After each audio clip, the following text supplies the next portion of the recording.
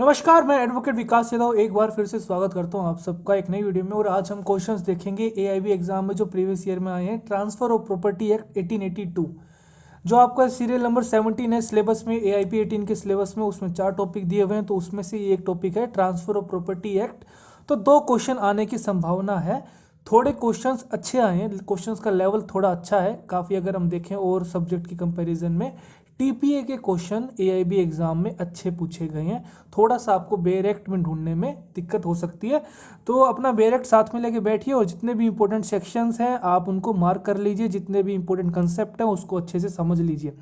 पहला क्वेश्चन है, transfer of property act 1882 unborn person acquires vested interest on transfer for his benefit under the transfer of property act. तो ये भाई आपका, आप देखोगे अनबोर्न पर्सन के जो राइट होते हैं ट्रांसफर ऑफ प्रॉपर्टी में, उसके रिगार्डिंग एक सेक्शन है आपका, सेक्शन 20 में ये बात कही गई है। सेक्शन 20 आप देखोगे तो साफ की साफ देखेगा कि भाई अपॉन हिज बर्थ में आपको वो एक्वायर हो जाता है उसका राइट।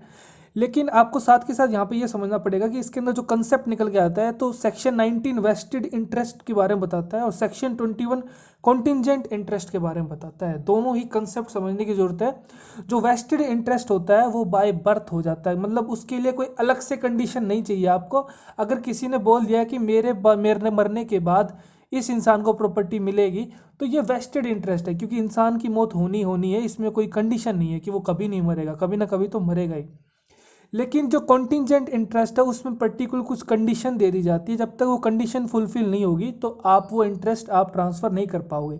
जैसे मैंने ये कह दिया कि भाई मेरे मरने के बाद अगर ये शादी करेगा और इसी लड़की से करेगा तो तभी इसको ये प्रॉपर्टी ट्रांसफ़र हो जाए या इंटरेस्ट ट्रांसफ़र होगा। अगर मान लो वो शादी उस लड़की से नहीं करता है तो उसका वो जो कॉन्टिंजेंट इंटरेस्ट है वो नहीं रहेगा वहाँ पे, तो रिवर्ट बैक हो जाएगा। ठीक है, जो मेरे जो एयर्स हैं, जो मेरे एयर्स हो जाएंगे फैमिली में, उनको वो प्रॉपर्टी मिल जाएगी। तो वेस्टेड इंटरेस्ट आपको बहुत 100% श्योरिटी देता है। कंटिजेंट इंटरेस्ट कंडीशन हैपन होगी तभी आपका वो इंटरेस्ट ट्रांसफर होगा, वरना नहीं होगा। With section of transfer of property act deals with onerous gift. तो ये आप देखो सेक्शन 127 में आप देखिए, उसके अंदर आपको पूरा का पूरा ओनरस गिफ्ट के बारे में कहा गया है। आप पॉज करके एक बार इसके बारे में पढ़ सकते हो, कोई हार्ड बात थी नहीं इसमें। What property cannot be transferred under section 6 of transfer of property act 1882? काफ़ी इंपॉर्टेंट सेक्शन है, इससे 4-5 क्वेश्चन आए हुए हैं, तो इसके अंदर हम देख लेते हैं। आंसर ये है कि जो सेक्शन 6 है वो आपको बताता है कि कौन सी प्रॉपर्टी आप ट्रांसफ़र कर सकते हो। वो प्रॉपर्टी ट्रांसफ़र कर सकते हो जो लॉ के द्वारा प्रोहिबिट नहीं है, लेकिन कुछ चीज़ें दे दी गई हैं कि भाई ये आप प्रॉपर्टी ट्रांसफ़र नहीं कर सकते। यहाँ पे मैंने 5-6 कंडीशंस दिखा रखी हैं, लेकिन ये सेक्शन काफ़ी बड़ा है, पूरा स्क्रीन पे आता नहीं, इसलिए मैंने वही कट आउट लिया है जो इस क्वेश्चन में पूछा हुआ है। तो इसका सेक्शन 6 का क्लोज बी देखिए, क्लोज आपका सी, डी और डबल डी। तो इसके अंदर आप देखोगे ये कई इसने क्वेश्चन में पूछा हुआ है, an easement can not be transferred apart from a dominant heritage and interest in property restricted in its enjoyment to the owner personally can not be transferred by him. तो ये सारे आप देखोगे यही इसने पूछ रखा है, तो इसीलिए ऑल ऑफ द अबव इसका आंसर हो जाएगा। ये ट्रांसफर प्रॉपर्टी ए कोई पर्सन है, उसने प्रॉपर्टी को ट्रांसफर किया which he is the owner to be interest for A, B को ट्रांसफर कर दिया and his intended wife successfully, उसके बाद उसकी वाइफ को, and after the death of the survivor, उसके बाद उसके सबसे बड़े बेटे को, एल्डेस्ट सन को, of the intended marriage for life, and after his death, बड़े सन की डेथ के बाद उसके छोटे सन को। Can the interest so created for the benefit of the eldest son take effect? हमसे ये क्वेश्चन पूछा है कि अब जो इंटरेस्ट क्रिएट किया गया है एल्डेस्ट सन के लिए, तो ये इफेक्ट में आएगा या नहीं आएगा। पहले हम इसका आंसर देख लेते हैं, उसके बाद बहुत बढ़िया क्वेश्चन है, इसको समझेंगे। इसका आंसर आपका देखोगे तो नो होगा, भाई ये कोई इफेक्ट में नहीं आएगा। सेक्शन 13 का इलस्ट्रेशन इस बारे में बात करता है, तो यहाँ पे हम समझ लेते हैं कि भाई सेक्शन 13 क्या है। सेक्शन 13 कहता है transfer for benefit of unborn person. तो जहाँ पे कह रहा है कि where on a transfer of property and interest there is created for the benefit of a person not in existence. ठीक है, अभी वो पर्सन दुनिया में नहीं आया at the date of transfer, subject to a prior interest. देखिए यहाँ पे प्रायर इंटरेस्ट बनाया गया था, जो बी है और उसकी वाइफ को बनाया गया था, उसके बाद उनके बच्चों पे इंटरेस्ट ट्रांसफर हुआ था। तो पहले प्रायर इंटरेस्ट बनाया हमने। अनबोर्न पर्सन को अगर आप प्रॉपर्टी ट्रांसफर कर रहे हो तो पहले उसको प्रायर इंटरेस्ट बनाना पड़ता है।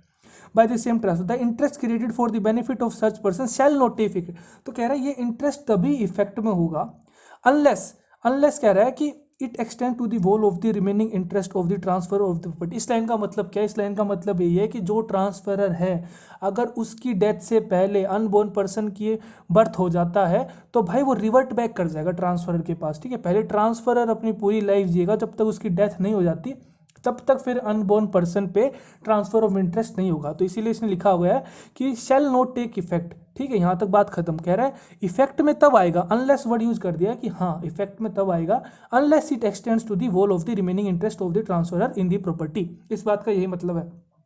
अब इसका इलस्ट्रेशन देख लीजिए।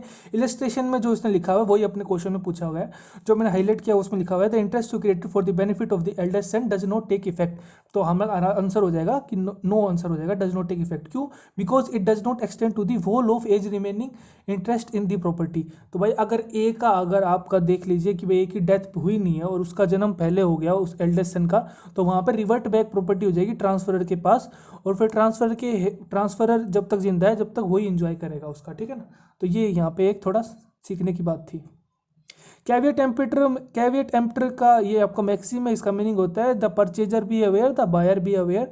भाई जो खरीद रहा है कोई चीज़, ये आपका सेल्स ऑफ गुड्स एक्ट 1930 में भी काफ़ी ये कंसेप्ट डिस्कस किया गया और ट्रांसफर ऑफ प्रॉपर्टी में भी किया गया है कि भाई अगर आप कोई प्रॉपर्टी ले रहे हो तो आप पहले उसकी जांच पड़ताल खुद अपनी तरफ से करो कि भाई ये कोई जालसाजी का तो काम हो नहीं रहा है। तो कुछ चीज़ें आपको खुद अपनी तरफ से भी ट्राई करनी पड़ती हैं। तो यही कैविएट एम्पटर का मीनिंग है। Transfer of property act applies to the transfer तो भाई बता रहा है भाई किन चीज़ों में अप्लाई कर सकते हैं। भाई पार्टीशन, जॉइंट फैमिली, ये आपका हिंदू सक्सेशन एक्ट होता है, इंटरवीवोज होता है, क्योंकि इंटरवीवोज का मतलब ही लिविंग बींग्स होता है। इंटरवीवोज का मीनिंग समझ लेते हैं, लेटिन फ्रेज का मीनिंग है व्हाइल अलाइव, ठीक है। जिंदा रहते हुए आप प्रॉपर्टी ट्रांसफर कर रहे हो तो वो हम यहाँ पे बात कर रहे हैं, और बिटवीन द लिविंग या दो लोग आपस में कर रहे हैं। This phrase is primarily used in property law and refers to various legal actions taken by the given person while still alive, such as gifts, creating trust or conveying property. आपका जो सेक्शन 5 है transfer of property act का, उसके अंदर बता रखा है transfer of property define कर रखा है जो living persons conveys property in present और फ्यूचर टू वन और मोर अदर लिविंग पर्सन। यही यहाँ पे इंटरवीवोज की बात करता है, ठीक है। A transfer property of which he is the owner of B trust and intended भाई, ये आपका क्वेश्चन रिपीट हो गया, अभी अपन ने किया था डिटेल में। सेक्शन 13 आपका इलस्ट्रेशन देखोगे तो डज नॉट टेक इफेक्ट आएगा। रीजन क्या था वो मैंने आपको बता दिया था।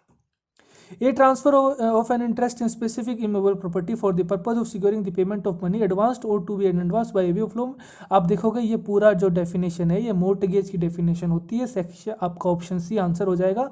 आप पेयर एक्ट में देखोगे तो आपका सेक्शन 58 में मोर्टगेज के बारे में बताया गया, हाईलाइट मैंने किया हुआ है, पढ़ लेना पॉज करके। A lease of immovable property from year to year or for any term exceeding 1 year. तो लीज का ऐसा सिस्टम होता है अगर 11 महीने तक की लीज बना रहे हो तो उसका आपको रजिस्ट्रेशन करना कंपलसरी नहीं है। 11 महीने से ज़्यादा यानी कि 12 या 12 से ज़्यादा का आप यानी 12 महीने 1 साल या उससे ज़्यादा का अगर आप लीज बनाते हो तो उसको कंपलसरी रजिस्टर करना होता है। ये बात आपके section 107 transfer of property act में भी कही गई है और सेक्शन 17 ऑफ रजिस्ट्रेशन एक्ट 1908 में भी कही गई है। इसके जो टीपीए के क्वेश्चन है उसका जो ब्यूटी है वो यही है इसके टीपीए की कि इसके काफ़ी बेयर एक्ट से इंटरलेटेड क्वेश्चन आ रहे हैं। Indian evidence act, registration act, Hindu succession act, Hindu guardian minority act, फिर आपका सीआरपीसी का भी जोड़ के बना रहे हैं। तो काफ़ी बेयर एक्ट्स को जोड़ के फिर ये क्वेश्चन आपके सामने पेश कर रहा है। थोड़ा सा इसीलिए थोड़ा सा बच्चों को दिक्कत आ सकती है, लेकिन पढ़ने में अगर आप टीपीए पढ़ते हो ना तो थोड़ा मज़ा आता है, मतलब बढ़िया चीज़ लगती है टीपीए। सब बच्चों को नहीं लगती, कुछ बच्चों को डर भी लगता है टीपीए से, लेकिन जिसने समझ लिया उसको अच्छा लगता है। तो ये आप देख लेना, ये क्वेश्चन यहाँ से निकल के आया। Doctrine of election is based on the foundation that a person taking the benefit of an instrument. तो ये डॉक्ट्रिन ऑफ इलेक्शन की बात करोगे तो आपका सेक्शन 35 में बताया गया इलेक्शन व्हेन नेसेसरी। तो ये पूरा बताया गया, पोज करके आप पढ़ लेना, कोई ज़्यादा हार्ड इसमें लैंग्वेज थी नहीं। तो इसके अंदर पूछ रहा था जो बर्डन है वो किस पे आएगा, तो जो बर्डन भाई जो करवा रहा है ये काम प्रोफेस कर रहा है उसी पे आएगा। Shall take the benefit of an instrument must bear the burden. Option D is the right answer. The maintenance amount which can be transferred. तो ये आप देखिए, ये थोड़ा सा डिटेल में आपका हिंदू लॉ से रिलेटेड थोड़ा क्वेश्चन आ गया। तो सेक्शन 14 अगर आप हिंदू सक्सेशन एक्ट का देखोगे तो उसके अंदर बात करता है property of a female Hindu to be her absolute property. जो स्त्री धन के बारे में हम बात करते हैं, स्त्री धन भी आपको उसका एब्सोल्यूट प्रॉपर्टी होता है। तो उसके अंदर प्रॉपर्टी को डिफाइन किया गया, एक्सप्लेनेशन बताया गया सेक्शन 14 के कि जो प्रॉपर्टी है उसके अंदर आपका एरियाज ऑफ मेंटेनेंस भी इंक्लूड होता है, तो वो ट्रांसफरेबल है।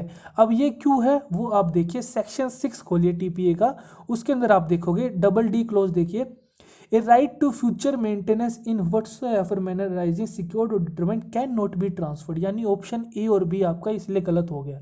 लेकिन जो एरियाज ऑफ मेंटेनेंस है up to a certain date वो आपका ट्रांसफरेबल है, वो भाई आपको लड़की को देना पड़ेगा जो उसका मेंटेनेंस है, आप प्रॉपर्टी के थ्रू ट्रांसफर कर सकते हो। तो C option is the right answer. The maximum period during which property can be tied up, ये आपका रूल अगेंस्ट परपिचुइटी के लिए क्वेश्चन है। सेक्शन 14 में इसकी बात करता है। परपिचुइटी का मतलब ये होता है कि प्रॉपर्टी को टाइड अप करके रखना। प्रॉपर्टी को टाइड अप करने के खिलाफ है कानून, आप ऐसा नहीं कर सकते कि एक ही प्रॉपर्टी मतलब आपस में ही उनके परिवारों में घूमती रहे। कुछ एक लिमिट रखिए कि इससे ज़्यादा आप प्रॉपर्टी को टाइड अप नहीं कर सकते, वो मैंने हाईलाइट कर दिया, वही इसने पूछ रखा है। तो ऑप्शन बी अपना करेक्ट आंसर है। It transfers property to B for life and after his death to C and D equally to be divided between them or to the survivor of them. C dies during the lifetime of B, D survives B at B's death. तो ये आप देखिए concept मैंने आपको बताया था उसके अंदर भी ट्रांसफरर और ट्रांसफरी के बारे में, कि अगर ट्रांसफरर की डेथ अगर नहीं होती है उससे पहले ट्रांसफरी में कि दो लोग हैं उसमें से एक की हो जाती है, तो उस टाइम के लिए जब तक ट्रांसफरर की डेथ नहीं होती तो उस टाइम के लिए प्रॉपर्टी रिवर्ट बैक कर जाती है ट्रांसफरर को। लेकिन जब ट्रांसफरर की डेथ हो जाती है तो दोबारा से अगर एक से ज़्यादा ट्रांसफर ही हैं तो दोबारा से उनको प्रॉपर्टी मिल जाती है। तो अब यहाँ पे ऑप्शन ए अपना करेक्ट आंसर हो जाएगा, the property passes to D. भले ही यहाँ पे बी की डेथ हो जाती है जो ए है उससे पहले, उस टाइम के लिए प्रॉपर्टी ए को मिल जाएगी, लेकिन जैसे ही फिर बी की मतलब डेथ होती है तो उसके बाद फिर डी को प्रॉपर्टी मिल जाएगी। इसके अंदर आप देखोगे सेक्शन 24 का इलस्ट्रेशन साफ साफ ये इसने बोल रखा है, तो उसमें आप पढ़ सकते हो, कोई बड़ी बात थी नहीं इसमें। Which section under the Transfer of Property Act 1882 discuss about the rights and liabilities of buyer and seller of immovable property? काफ़ी आसान क्वेश्चन है, सीधा अपना बेयर एक्ट खोलिए, सारे सेक्शन मैच करते जाइए। सेक्शन 55 इस बारे में कहता है, ऑप्शन सी इसका हो जाएगा, rights and liabilities of buyer and seller. A will is required to be proved by calling at least one attesting witness. तो विल के बारे में हम पढ़ते हैं, आपका टीपीए में पढ़ते हैं और उसके अंदर भी पढ़ते हैं अपन, हिंदू सक्सेशन एक्ट में पढ़ते हैं और आपका ये इंडियन एविडेंस एक्ट में पढ़ते हैं। तो इसके अंदर all of the above answer है, आया कैसे वो समझिए आप। सेक्शन 68 आपका इंडियन एविडेंस एक्ट का खोलिए, उसके अंदर लिखा हुआ है कि भाई जो अगर के कोई डॉक्यूमेंट है जिसके अंदर अटेस्टेशन कंपलसरी है, विल के अंदर अटेस्टेशन होना चाहिए, यानी विटनेस, दो विटनेस होते हैं उनके सामने आपको विल साइन करनी होती है, तो वो अटेस्टेशन है यहाँ पे। अगर कह रहा है ऐसा कोई डॉक्यूमेंट है तो उसका आप एग्जीक्यूशन तभी माना जाएगा, उसका एविडेंस के रूप में तभी माना जाएगा जब एटलीस्ट एक विटनेस को आप वहाँ पे लेके आओगे, ठीक है, ये बात इसमें कही गई है। तो और विल जो होती है वो आपका सेक्शन 18 रजिस्ट्रेशन एक्ट 1908 के अकॉर्डिंग कंपलसरी रजिस्ट्रेबल नहीं है, इसका रजिस्ट्रेशन आप करवाना चाहो या नहीं करवाना चाहो वो आप पे है, ठीक है। तो ये थोड़ी सी इन्फॉर्मेशन थी इसके बारे में। Under the provision of the Transfer of Property Act 1882, the unborn person acquires vested interest on transfer for his benefit। ये क्वेश्चन अपन ने पहला ही क्वेश्चन किया था इस वीडियो का, तो अपॉन हिज बर्थ हो जाएगा, ऑप्शन ए सेक्शन 20 के according. Every transfer of immutable property made with intent to defeat or delay the creditors of the transferor shall be voidable। ये आप देखोगे थोड़ा सा ढूंढने में आपको मुश्किल आएगी, ना यहाँ पे सेक्शन है ना कुछ है, और बहुत ही लीक से हटके क्वेश्चन है, मतलब ट्रेंड से हटके। तो ऑप्शन ए इसका राइट आंसर है। आया कहाँ से, वो आपका सेक्शन 53 फ्रॉडुलेंट ट्रांसफर से आया, यानी आप यहाँ पे इंडेक्स की भी हेल्प नहीं ले सकते थे इस क्वेश्चन को करने के लिए। अगर आपने डीप में पढ़ा है तभी आपको पता होगा कि एक इस टाइप का सेक्शन है जहाँ पे क्रेडिटर और डेटर के बारे में बताया गया। ए डिस्क्वालिफाइड पर्सन और हेयर आपका transmits no interest to his और हर ओन हेयर, ये आपका हिंदू सक्सेशन एक्ट में भी आप देखोगे सेक्शन 25 में साफ साफ कहा गया है कि जो डिस्क्वालिफाइड हेयर है वो आपका जो है प्रॉपर्टी को आपका अपने जो उसके अंदर है उसको नहीं कर सकता ट्रांसमिट। और ऐसा ही सेक्शन 6 टीपीए में कुछ बातें बताई गई हैं, दोनों सेक्शंस को आप पढ़ोगे ध्यान से तो आपको पता चलेगा, ऑप्शन बी इसका राइट आंसर है। Under the transfer of property act 1882, तो इसके अंदर आप देखिए ये भी आपका सेक्शन 6 पे बेस है। आप देख रहे हो ना सेक्शन 6 से कितने क्वेश्चन आ रहे हैं, मैंने शुरुआत में आपको बताया था सेक्शन 6 से काफ़ी क्वेश्चन आ रहे हैं। सेक्शन 6 देखिए, उसके अंदर आप क्लोज एफ देखोगे तो a public office can not be transferred nor can the salary of a public officer can be transferred. तो इसके अंदर आप देखोगे the salary of a public officer can be transferred गलत हो गया, the salary of public officer can not be transferred ये option आपका सही हो गया और हमें सही ऑप्शन करेक्ट करना था। Where a debt is transferred for the purpose of securing an existing or future debt, the debt so transferred if received by the transfer or received by, ये आप देखोगे तो मोर्टगेज डेप्ट के बारे में कह रहा है, ऑप्शन ए इसका राइट आंसर हो जाएगा। सेक्शन 134 में मोर्टगेज डेप्ट के बारे में कहा गया है, आप अपने बेरेक्ट पे मार्क कर लेना इसको।